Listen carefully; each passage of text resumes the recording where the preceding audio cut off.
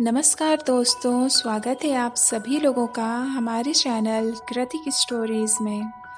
हमारा वीडियो बनाने का केवल एक ही मकसद है कि हमारे सनातन इतिहास, हमारे पुराणों और हमारी विरासत में छिपी हर वो एक कहानी जो समय के साथ धुंधली पड़ गई है, उसे फिर से आपके दिलों तक पहुंचाया जाए। और हर कथा में एक संदेश छिपा है, हर चरित्र में एक सीख छिपी है। तो चलिए जानते हैं आज की पौराणिक कथा किसके बारे में है और इससे हमें क्या सीख मिलती है। इंद्र के शरीर पर आखिर 1000 योनियां आने का क्या कारण था? हमारे सनातन इतिहास में इससे जुड़ी कौन सी कथा लिखी गई है, इसी के बारे में आज हम चर्चा करने वाले हैं। तो वीडियो के लास्ट तक बने रहिएगा और अगर वीडियो अच्छी लगे तो चैनल को सब्सक्राइब जरूर कीजिएगा। तो चलिए बताते हैं। बहुत समय पहले की बात है, सतयुग का समय था। उस समय एक महान तपस्वी ऋषि रहते थे, महर्षि गौतम। उनकी पत्नी थी देवकन्या अहिल्या, जो अत्यंत रूपवती, तेजस्विनी और पतिव्रता थी। अहिल्या के सौंदर्य की चर्चा स्वर्ग तक फैल गई थी। देवताओं के राजा इंद्र को जब अहिल्या की सुंदरता का पता चला तो उनके मन में वासना जाग उठी। वह सोचने लगे, ऐसी रूपवती स्त्री को प्राप्त करूं, परंतु अहिल्या सती और पतिव्रता थी और गौतम ऋषि उन्हें सर्वस्व मानते थे। इंद्र के मन में छल आया। एक दिन जब महर्षि गौतम प्रातःकाल स्नान हेतु आश्रम से बाहर गए, इंद्र ने गौतम ऋषि का रूप धारण कर लिया और अहिल्या के कुटिया में प्रवेश किया। अहिल्या ने पहले तो इंद्र को देखकर प्रणाम किया, उन्हें अपने पति समझा, परंतु उन्हें थोड़ी ही देर में आभास हो गया, उन्हें समझ आ गया कि यह उनके पति नहीं है। फिर भी अहिल्या ने सोचा, मैं ब्रह्मा द्वारा बनाई गई हूँ, शायद यह भी कोई दिव्य लीला है, और उन्होंने मौन धारण कर लिया।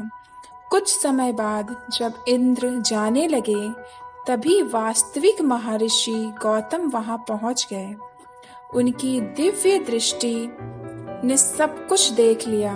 क्रोधित गौतम ऋषि ने इंद्र से कहा, हे इंद्र, तूने अपनी वासना के वश होकर एक पतिव्रता स्त्री का अपमान किया है। तू सदा सर्वत्र उपहास का पात्र बनेगा। तेरे शरीर पर 1000 योनियां उत्पन्न होंगी ताकि तेरा यह पाप सबको दिखाई दे। ऋषि के वचन सुनते ही इंद्र का दिव्य रूप नष्ट हो गया। उनके शरीर पर हजारों योनियां प्रकट हो गईं। इंद्र अत्यंत लज्जित होकर रोने लगे। फिर महर्षि ने अहिल्या को भी शाप दिया, तू पाषाण बन जा, जब तक स्वयं श्री राम तेरे चरणों को स्पर्श नहीं करेंगे, तब तक तू पाषाण की ही बनी रहेगी। इंद्र अपने इस रूप से अत्यंत व्याकुल हो गए। वे देव गुरु बृहस्पति के पास पहुंचे और कहा, गुरुदेव, मुझे इस शाप से मुक्ति दिलाइए। देव गुरु ने उन्हें भगवान शिव की शरण में जाने को कहा। इंद्र ने कैलाश पर्वत पर जाकर भगवान शिव की घोर तपस्या की। कई वर्षों तक वायु और जल पर जीवित रहे।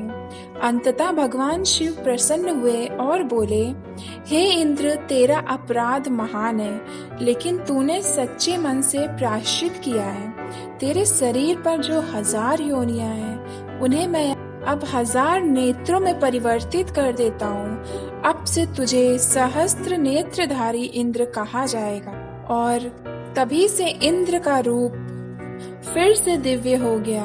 उनके शरीर पर योनियों के स्थान पर 1000 नेत्र प्रकट हो गए। वह फिर से देवताओं के राजा बने।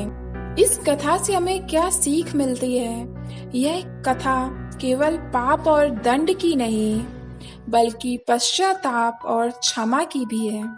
यह सिखाती है कि किसी की मर्यादा या सतीत्व का अपमान करने वाला, चाहे देवता ही क्यों ना हो, दंड से नहीं बच सकता, लेकिन सच्चा पश्चाताप व्यक्ति को फिर से ऊंचाई तक पहुंचा सकता है।